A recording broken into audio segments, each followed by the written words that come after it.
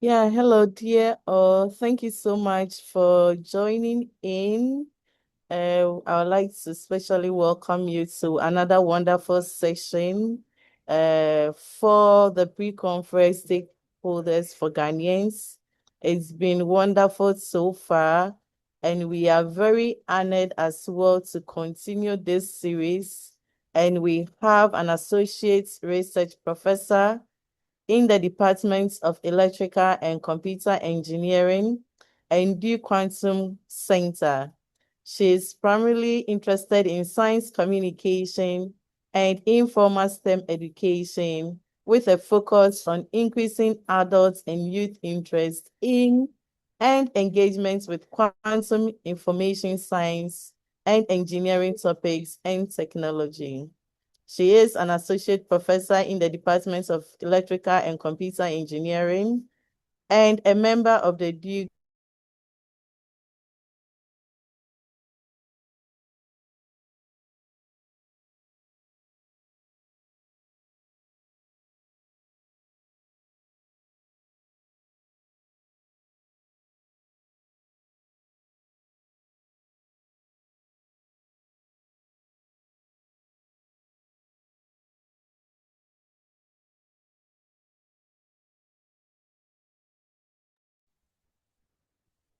Am I frozen?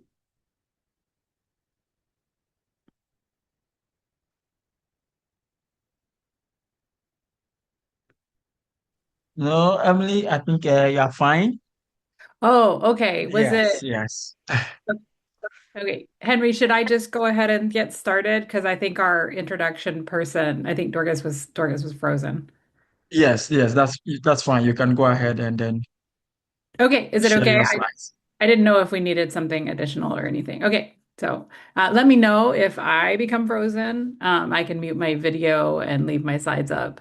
Good morning. I am so happy, or afternoon, your time. It's morning where I am. I'm so happy to be here. So you'll pardon me if I'm drinking coffee during this talk. I have about 45 minutes of presentation materials. But please raise your hand or interject, or however you guys want to do. It's a little hard for me sometimes to see if there are questions, so somebody will just have to kind of interject. Um, let me just share my screen. Uh, and I think if I make this a Maybe this is okay, I think. So I'm at Duke University. I'm also on the steering committee for the International Year of Quantum Science and Technology. And for the last several years, since 2020, I've been involved in developing quantum education at both the US national level and also how we might implement this into classrooms locally around the country. I've also directed a quantum center, both as a managing and executive director in Illinois, and have been part of this ecosystem for a really long time. My background is physics. I have a PhD in physics, but I switched to science communication, education, and more recently policy work. Um, Starting in 2011. I wasn't sure exactly, you know, how to frame this. So I thought I would start by talking a little bit about actually the technology and the last 100 years as motivation for our national quantum initiative.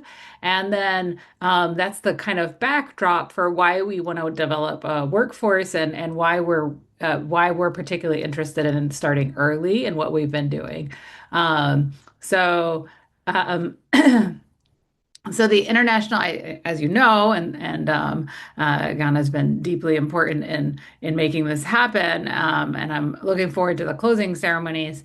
The international year is wrapping up. It's been just a privilege to see the community getting together around this, and What I really love is there's this historian who kind of gathered some information and published this Nature overview of the international year in the last 100 years. And I love this quote of really what people were dealing with in 1925 in the run up to the sort of formal development of quantum mechanics. And really that Pauli's saying we're speaking a language inadequate to describe the simplicity and beauty of the quantum world. And it's a very artful way of saying it, but it feels so many things. There's so many challenges when we're all speaking different languages, but in particular in science, I think, if we don't have the right language to describe, the right mathematics to describe nature, and then enough people who are thinking about this, then we really can't make progress on science and technology as a global society. So I really like this a lot because it speaks to the need to not just develop the language, but to me, underscoring this is having people who are able to develop and interact and speak this language of quantum mechanics and move things forward. And that's what happened in the last 100 years. And so, I don't know what all of your backgrounds are, but I always, as a science communicator, like to talk about what I mean in this talk when I'm talking about quantum, because people, especially nowadays, just throw the word around for a lot of different things and pair it with AI and healthcare and climate. And so, if you're a person walking around in quantum, and if this is repeat for you, I apologize. So, but it also maybe helps you see that my perspective, how I think about talking this to teachers and kids who might not have ever heard of this. So, if you're walking around in the 20th century and you heard the word quantum, people most likely were referring to this theory, the language of nature, that the mathematical language of nature that was being developed. Quantum mechanics is a theory that explains nature better than the theory we had before. Um, it's about understanding and interacting with nature to improve technology, make discoveries, and solve problems. And people were working on that for quite some time. And the way what we was usually associated with it was atoms, electrons. We were learning about the proper description of all these things and how to manipulate them, the development of semiconductors, so many things associated with this, radiation, magnets, materials. And typically, things would, if you really wanted to get proper control over these systems, you would look at them as being very cold, or you would just make something very cold and it would reveal something, some new type of matter like superconductivity.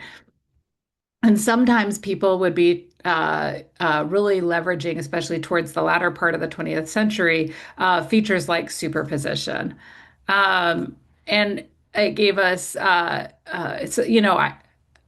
a physicist, I'm not totally surprised that understanding nature gave us new technology, but I think the pace at which it did it and the breadth is pretty impressive. From transistors to atomic clocks to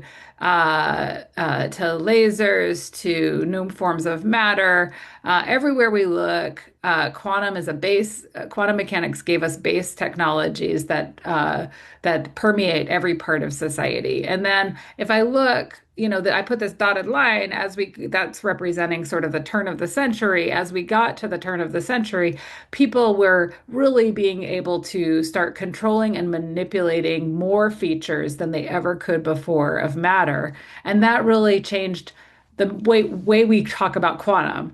Because nowadays, if you hear starting, it kind of started around, 2010 really, but the foundations were there in the turn of the century. The quantum today, if you walk around or you hear it, or it's in the media, it's actually usually referring now to quantum information. It's unusual for me to see it just purely referring to fundamental physics. And quantum information science and engineering is more than just physics. It's about controlling the quantum features to improve tech, make discoveries, and solve problems. So it's still doing the same thing, but now we're blending two sciences together, physics and information and computing, or computer science, but information science really, to give us a new handle on a new knob on nature to be able to build different technologies or improve the ones we have today. And again, we're dealing with small sizes, things that are really cold, but now at the heart of this has to be superposition entanglement, and we're really working in information contexts. And so people refer to this as the second quantum revolution. Love it or hate it, that phrasing, it's really has had three pillars and continues to have three pillars. And in the US, we talk about these three pillars, but they're very overlapping, and our national initiative identifies these. And so the reason I lay it out this way is because this is how our national initiative has been framed. Um, and full disclosure, I am not a government employee of the U.S. I am obviously an academic, but I just know a lot about this particular thing due to my interactions on the education front. And so as I said, we're isolating and manipulating entanglement and superposition. And they're just these additional knobs in nature to give us a better handle on sensing, networks and communication, and computing and simulation. And and there's a lot of different material out there and promises and hype. I would say it's quantum sensing's pretty grounded in like near term and has a trajectory for long-term solutions. Quantum networks and communication, again, I think we have a pretty good handle on some of the things we'll be able to do in those systems. And we particularly need networks of devices to be able to push forward computing and simulation, just like today we network together different classical devices. And then computing and simulation I lumped together because these have been used interchangeably for various political reasons and various technology reasons. But in any case, we want to have a different kind of resource, a computing resource for understanding nature, for processing, for representing nature and using it to simulate different parts of different mathematical problems, just the same way we do computing today. And we know it will be useful. Full-scale quantum computer can break traditional RSA encryption. We are pretty solidly sure that it will help us understand fundamental science because it's a machine built with fundamentally quantum objects as opposed to a classical object simulating a quantum object. Um, there is promise that it could be good for logistics and quantum chemistry, molecular modeling, although we are very, very, very good at, say, chemistry simulations, for example, and at that scale. And so it's not totally clear that the cost benefit of a quantum computer for chemistry and as you scale up molecules and drug design and all that other stuff is actually there. But it is stuff that people are talking about. So we have some known uses and some particularly promising uses. Um, there are lots of ways to build quantum devices. So I just wanted to hone in on that the heart of these things are quantum bits, in particular, the context of computing, simulation, moving information around in a network, using something as a sensor. People use the language of information science for the fundamental object at the heart of all of these things. And in particular with quantum computers, people are using different platforms for different purposes, and there is no clear winner. Um, there is no evidence to suggest that there is a clear winner, but there is certainly a lot of people racing to be the winner in building the best set of quantum bits to build a processor, network, et cetera. And so they're made from every type of quantum matter out here. I certainly don't include everything in here, from exotic things like topological states to which Microsoft has heavily been involved in, to superconducting circuits, which is sort of Google and IBM's area, and several other startups, and ion traps, which is at Duke and before at Maryland when I was there. And at AoCIQ and Quantinuum, and there's a number of groups working on that. Closely related to that is neutral atoms, which are a very close platform to ions, but scales different and has different sets of knobs. And that's like QEra and Harvard. And there's a ton of groups working on neutral atoms. We know for sure, like I said, there's no sure winner, but what we do know for sure is that photons will be involved. Whatever the platform, you need a bus to communicate over distances. And from classical computing, we know that over short distances, we use electrons or some type of similar particle. And from over long distances, we have to use radiation, photons. And so we know that photons will be a part of a quantum computer and quantum networks for the long haul. And so that's a surefire deal. Whether they'll be the heart of a processor or the communicator between objects is the jury's still out on that. Defect centers, dots, these fabricated solid state systems are also very popular. And all of these have trade-offs and benefits. Um, and some of them are hard to keep the qubit in its quantum state, but easy to make them interact. And some of them are easy to make lots of qubits, but it's harder to make them interact, but it's easy. They're well isolated. And so there's lots of trade-offs. And depending on your application, it may be that we have several different types of quantum processors. And we leverage the different types for different kinds of applications. Nobody knows the future at this point, and the research is still active and at various stages of development, even with all the industry and academic and government investment. I propose often that there is a fourth pillar of this revolution that backs all of this. In order to do any of this, you need people, lots of people. And so the fourth pillar for me is the workforce development and education, and this is the area that's near and dear to my heart, especially because my primary area of activity is increasing public literacy and awareness around this complicated and other complicated technologies. So essentially, the future of QISE, like the current state of technology or any developing area, depends on many parts of the economy, and we need people with different levels to engage. We need policymakers, technical experts, business developers. We need teachers. We need the youth, the people who are actually going to be users and consumers and developers to be interested and aware. And we need people who are there's task-based literacy where they're working on a specific component, but maybe they're not a technical expert in the entire field of quantum information. So, given that in the US, if I look at our workforce makeup, particular and look at the STEM part, the science, technology, engineering, and mathematics part, because that's where we'll be looking for quantum awareness, quantum literacy, quantum jobs will probably draw from that group. If I look at the US workforce, it has these different components, and our science workforce is a very small part of our overall workforce. And actually, the majority of people in the US over the age of 25 do not have a 4-year degree.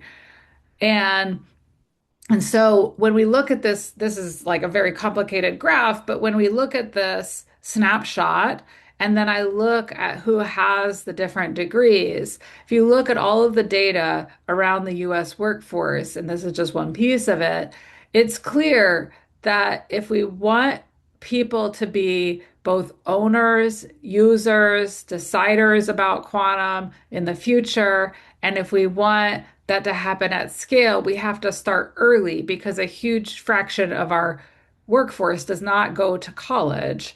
And so you miss a huge fraction if you don't start early. So that's a huge motivator. The other part of it is that we want people to go and get a bachelor's degree. And so we want them to see this new opportunity as a motivator to go and potentially get a degree and be able to work in this field. And the other part is that from an ethics perspective, when there's very few people who know about this work, and very few people who own and are developing this work, then you create a divide that is just risks a lot of inequality in the future. And we've seen that with computing. And so with quantum, we're trying very hard to use it as a, like, get it in early so that before there's the technology is fully developed to try to avoid some of these issues that we've seen in other technology development over the last century.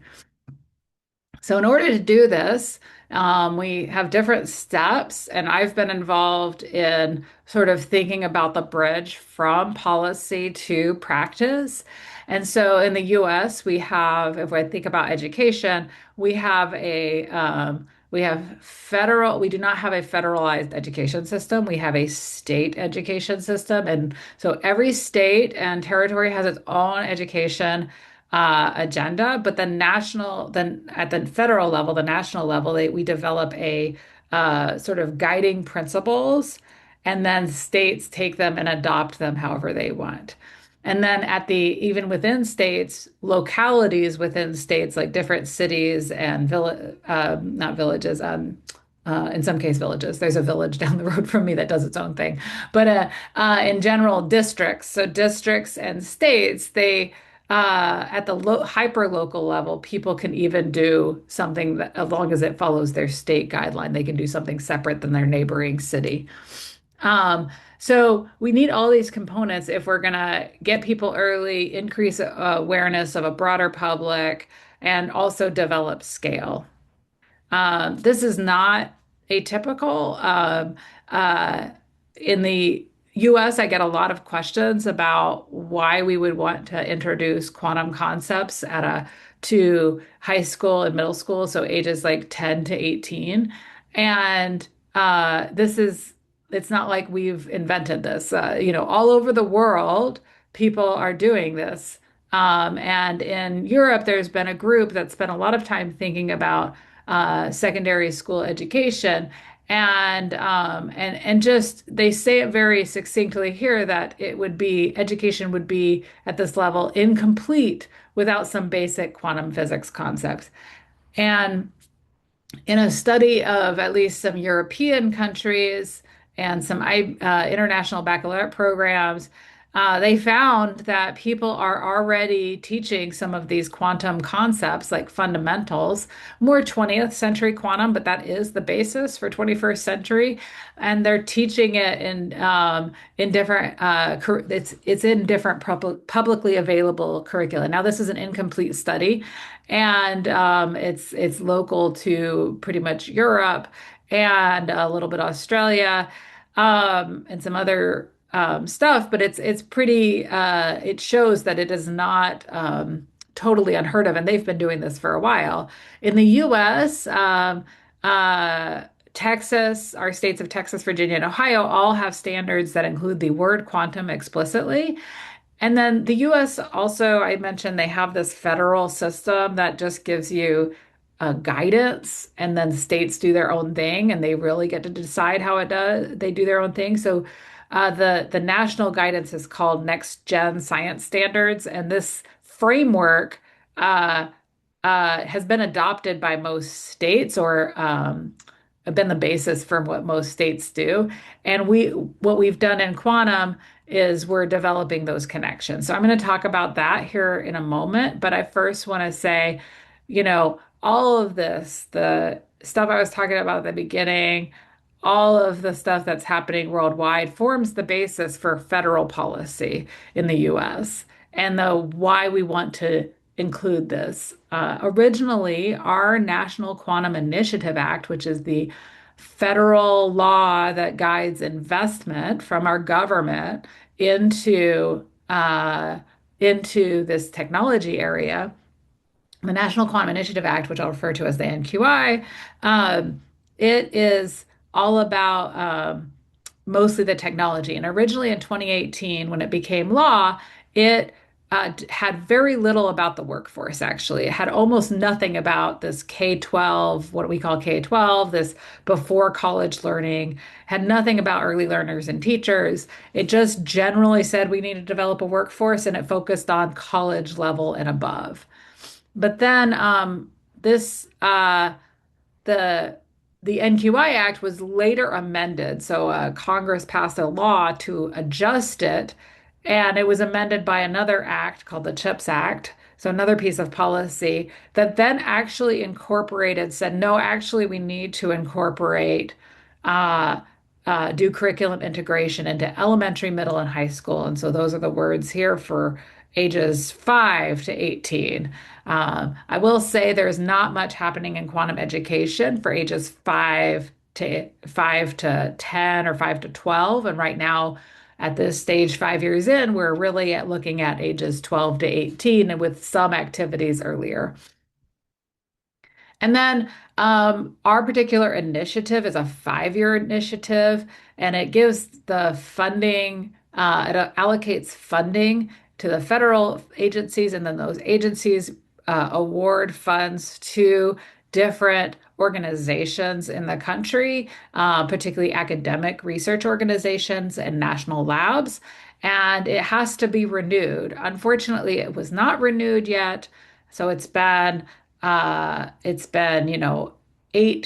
years or 5.5 year, or no, 7 years, 7.5 years to 8 years since the original National Quantum Initiative in the US. But we've had our Congress has stalled on renewing it, but this year they're working to renew it. But over the last 2 years, they've had a number of drafts to renew it. And the most recent publicly available draft includes an entire center, a hub for developing the quantum workforce from, you know, K-12 through graduate school. So it's looking at uh, a full policy strategy around doing quantum education.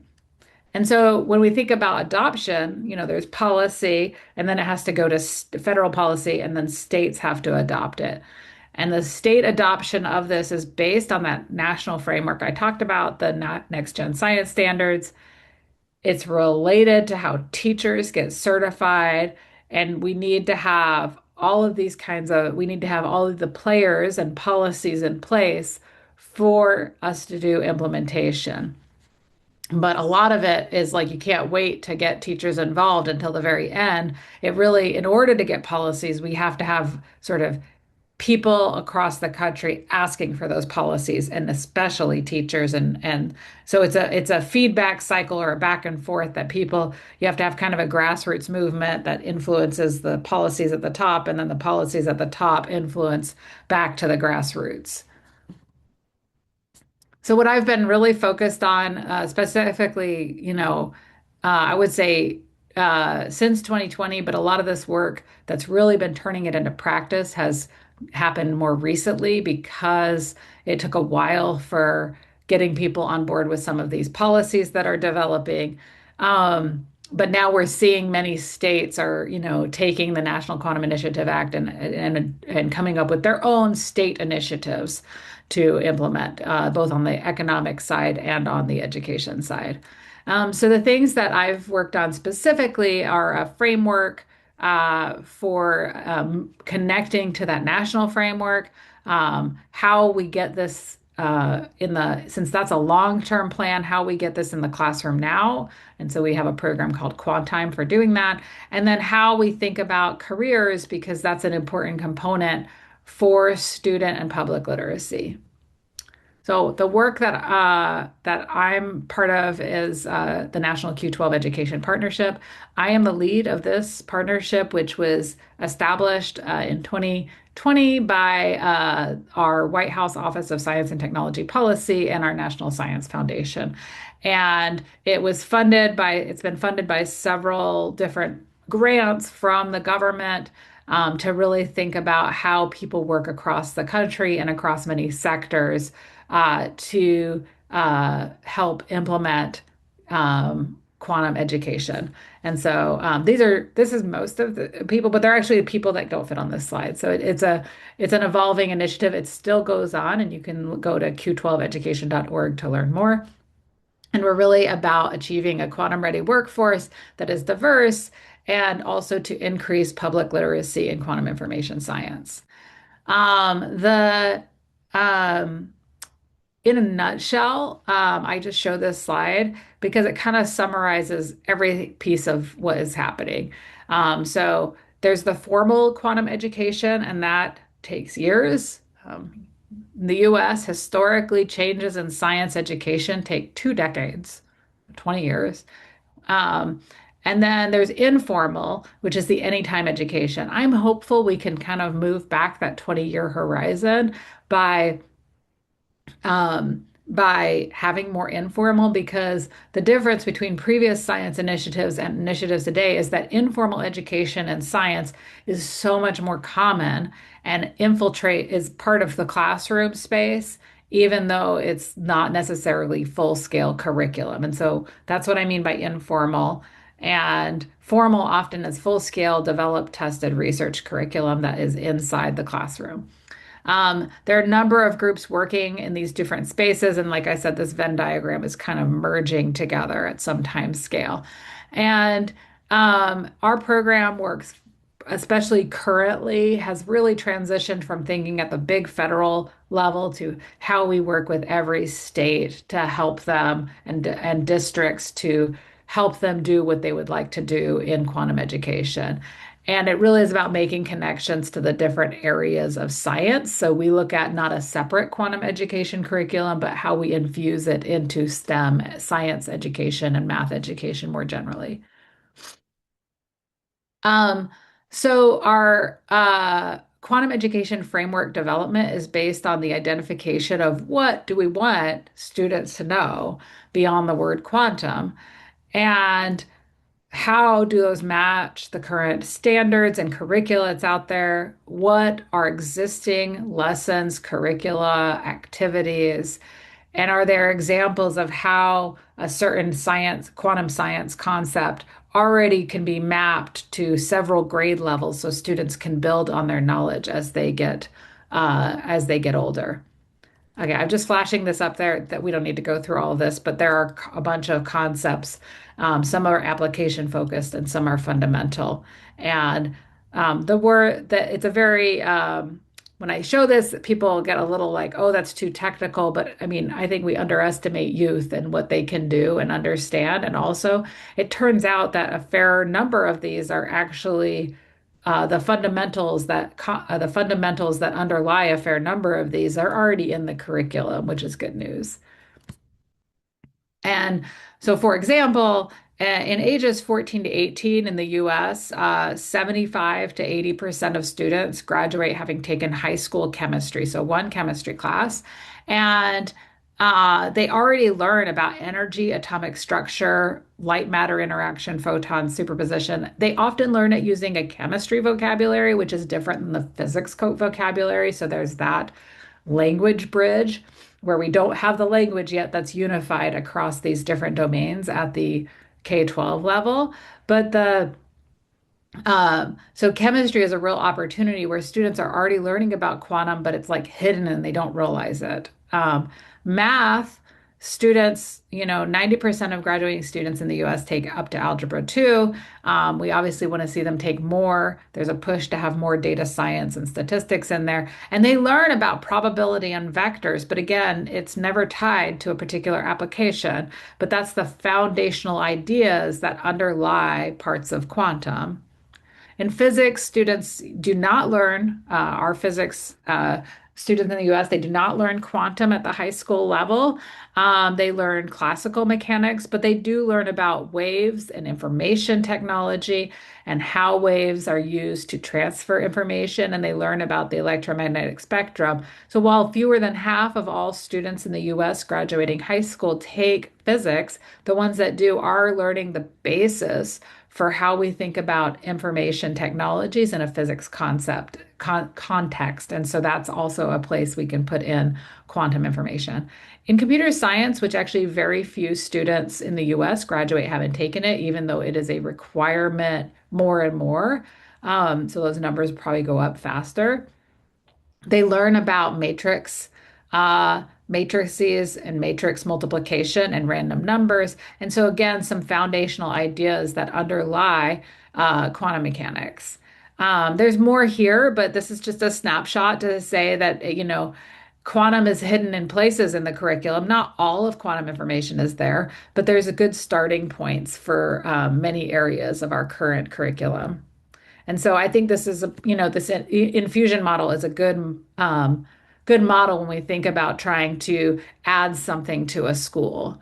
Um, and then because formal takes so much time, we're developing informal quantum education at the same time in parallel.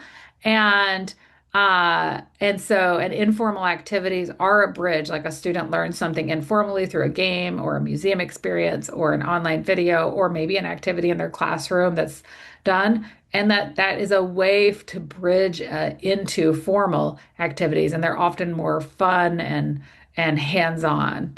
Um, so we developed this program called Quantime to sort of cohere uh, quantum education activities across the US. So all these programs generate quantum education activities, but then they don't go anywhere. They just live in everybody's silos and siloed programs. And so Quantime is a way to kind of pull all that together with partners and refine them and sort of hand them off to teachers in a way that they can just say, okay, I can do this activity, this one-off activity for my chemistry class or physics class or middle school science class.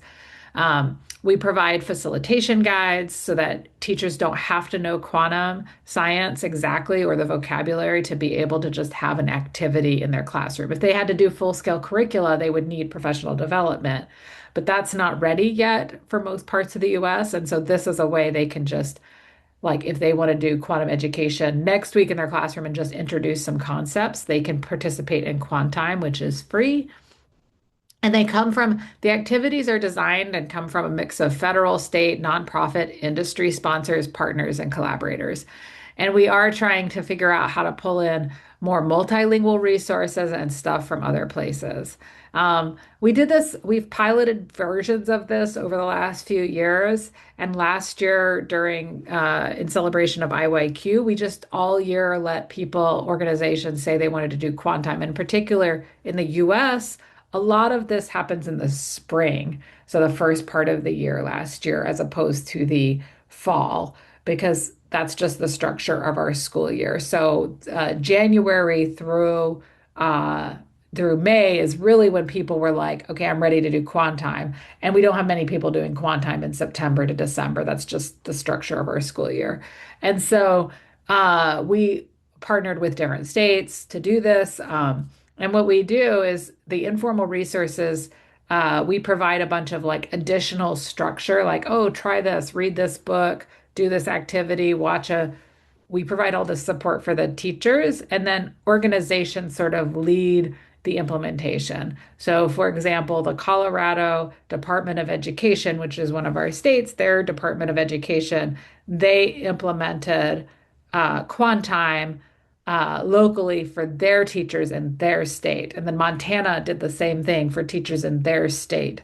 And so that I'm not every day trying to meet with teachers, but instead local communities organize around Quantime and implement it. And this model is really nice because we are a very large country with people with lots of different backgrounds and resources. And every state has its own opinion on science education. And so this way, a state science coordinator or a local university can go and work with their local community. And this also increases the chance of long-term community impact. Because we don't, education in this country, in the US, doesn't work when the government helicopters in, like the US full government helicopters into the states. It has to really work locally.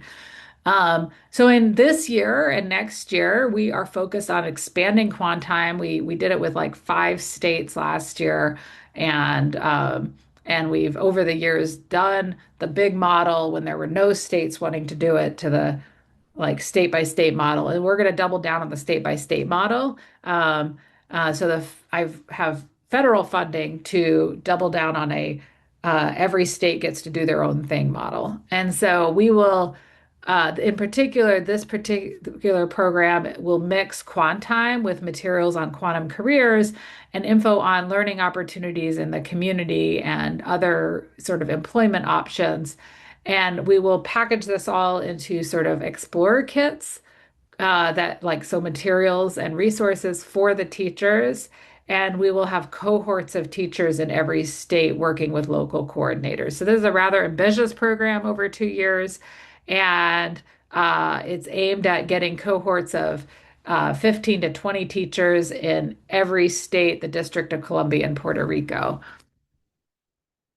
And I mentioned the careers info because, I just have a few more slides. This is one of the key points of what the National Q12 Education Partnership works on, beyond the sort of policy and quantime activities, is trying to figure out how to tell people about careers because students may have heard of being a doctor or an engineer or a lawyer or a teacher or whatever, but they've not definitely not heard in most cases of being working in quantum science.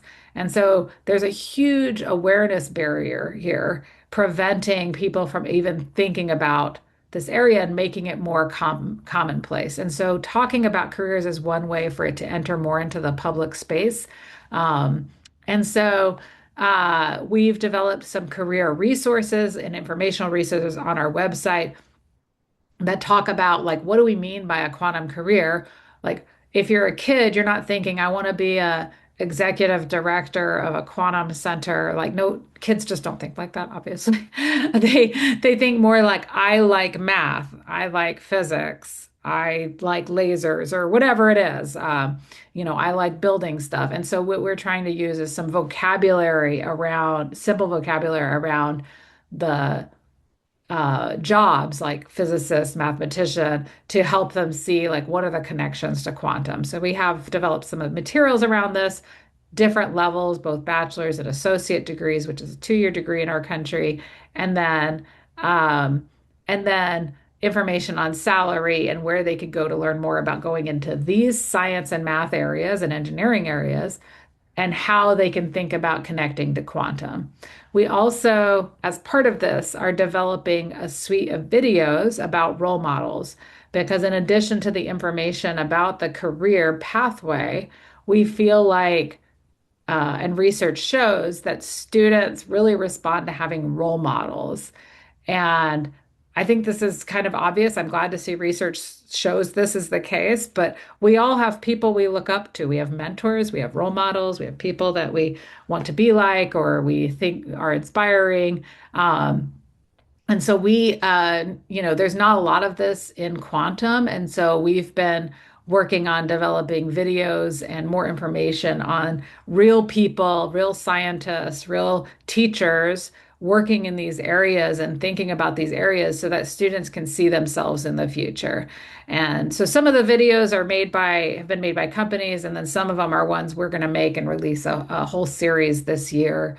And then I'm working with the ITU to make a set of lab tours of places around the world so that like I've been talking today about a US initiative, but really the one I'm working with the ITU is more of an international awareness initiative to try to show people the world of quantum and the scientists and people and engineers and teachers working in this field. And so I think this is really important and exciting. One of the more exciting things I like to work on is interviewing people and hearing their stories. Um, we have some persistent gaps, and I mentioned these because actually I'm pretty sure these are gaps worldwide right now. Very few resources across the world, we noted during International Year, are multilingual. Actually, I'm not sure what this QR code goes to. I think this is a old QR code to a table about resources. So you can probably ignore this QR code, but I think it's just a table for people to put in their favorite resources. But in any case, educational resource wise, we noted this during the year. Very few things are multilingual, and a lot of stuff is physics activities. A lot. There's very there and outside of physics, the next biggest thing that people have developed are quantum computing activities about gates and games. And I love the games. I think we need more games, but the topics the games cover have been predominantly quantum computing and less less broad. And I think there's an opportunity in the next couple of years to sort of springboard off of International Year and look at chemistry, math, quantum sensing, networking, all these other rich areas of quantum information science, and look at the full age spectrum, particularly the younger age groups, and how to, sort of normalize science for them and math for them. Um, like I said, there's a lot of physics stuff. Particularly, people have made a ton of activities on polarization and wave particle duality. And I love those things, but I think we need to think bigger. Um, in the US, our path to scale, I mentioned a lot of different pieces, parts and pieces, but our path from policy to implementation at scale is most likely needs to involve a quantum education center. And this is, I think I mentioned this because I think it's not just the US, but lots of places are looking at how do they pull parts and pieces together to sustain and provide robust infrastructure for developing the workforce. And that is going to, at K-12 level, I've talked a lot about education, but at higher levels, that's going to involve test beds and ways for students at all ages and teachers and researchers to be able to really get their hands on this technology and look under the hood, as this is an expression we use, but like take it apart, look at the different parts and pieces, and maybe they develop quantum technologies, or maybe they spin off new technologies that we haven't even thought of yet. All of this promise can't happen if we don't have these kind of structure infrastructures in place. And so a center is one way to think about this infrastructure, and that's something that a lot of people, including myself, have publicly called for. And in long term, I always put this up that it's like sort of a what people can do uh, in this community. But, this has to be adapted to everybody's different locations. But in general, thinking about advocacy, mentorship, teachers and educators, and supporting scaling by not just reinventing the wheel, that don't reinvent the thing, the 18th polarization demo unless you have a novel way of looking at it. Think outside of the box because that's the only way we're going to develop long term. So with that, I'll just leave that up, and that is the end of my slide. So I'll stop there. Thank you so much.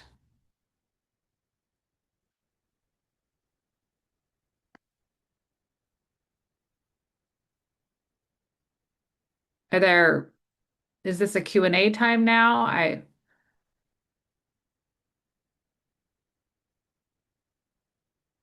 Yes, we would wait for some questions. Okay.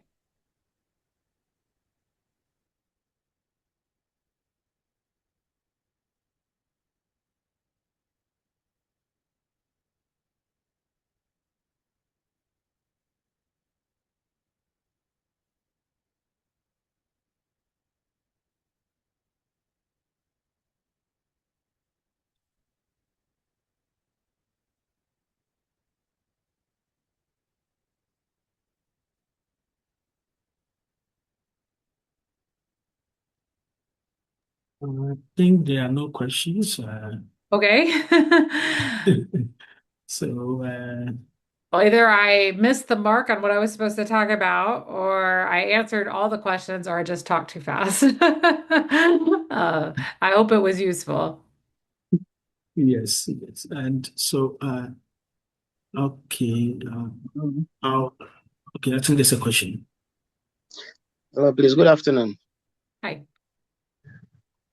Yeah, please. I joined quite late, so I didn't get what do you call it? The presentation from scratch. So I would like to find out whether, as a chemistry teacher, is there any resource available for me to review, maybe after your presentation, so that I can catch up with it. Sure. So are you a chemistry teacher at the high school level, like the before college or after college or in college? Yeah, that is before college, senior high school. Okay. Yeah. So there is not a ton of quantum chemistry related resources, but I'm certainly happy to connect with you or share some links. I can share them with the organizer or we can connect directly. I'd be happy to chat. And there Okay, are, all yeah. right. So probably maybe you make your email available. Yes, let me put it in the chat. Okay. Thank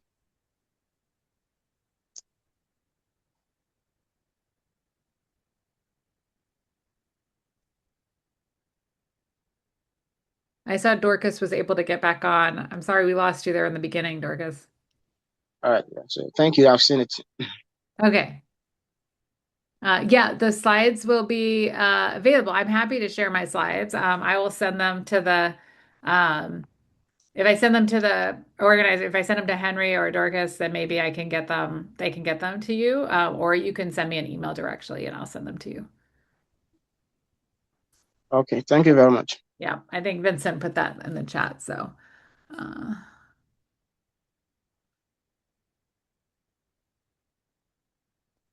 any other questions or well, I hope it was helpful.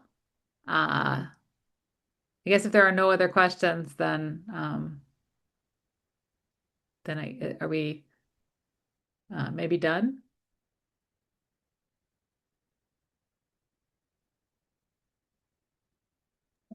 Thank you very much, Prof, for this presentation. If there's no other question, then we'll just conclude and yeah. Okay. Okay. So thank you again for honoring our invitation. Oh, okay. Sorry, there's a question in the chat. The educational resource ends at K-12. What does it mean? Okay, so thank you, Ruben. I focus on K-12. The resources that I focus on are for that area. There are people who focus on the undergraduate, so after age 18. So I focus on ages 5 to 18 and then the broader public. And then there are people who focus on developing curricula for 18 to 22, and then people who do 22 to like 25. And so I just don't focus on those things. Those resources are available in curricula.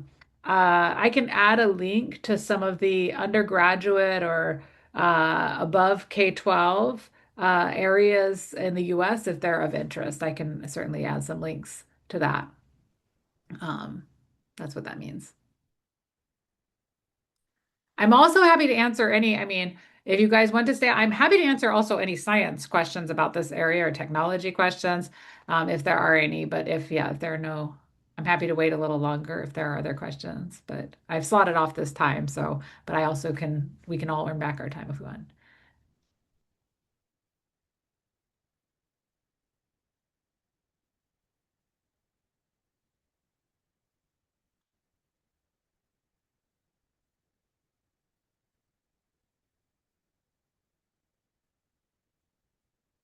Okay, maybe Henry, we are good then.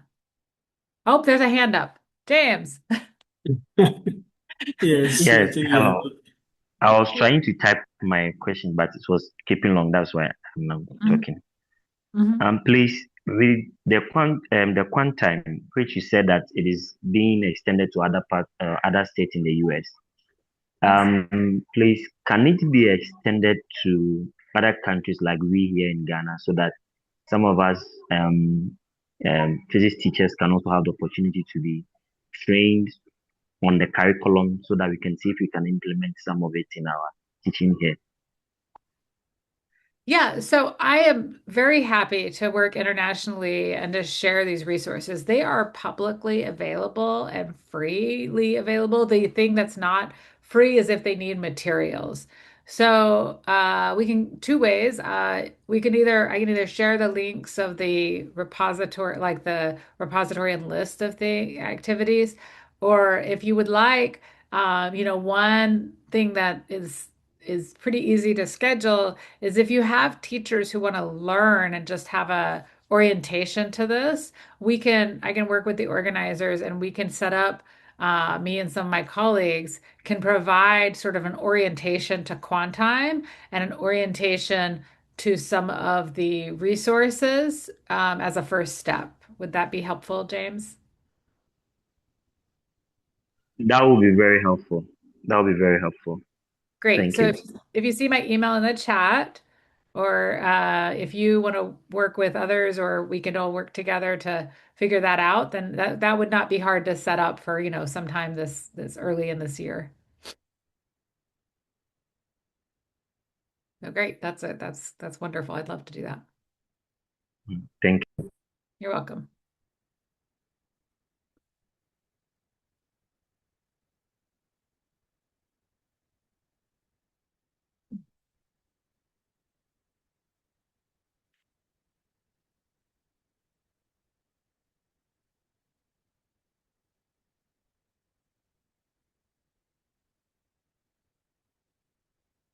Okay, maybe this time for real, Henry. What do you think? Yes, yes, yes, Prof. So I think we've come to the end of this session, and thank you again for joining us for the session. And so for the participant, I hope to see you next week, and for our other sessions, have a great day. See you next week. Yes, thank you so much. It was such a privilege, and don't hesitate to reach out. And I look forward to follow up calls or interactions. It was wonderful. Thank you. Thank you Have a very great much. Bye bye. Bye. Have a great weekend and day. Bye.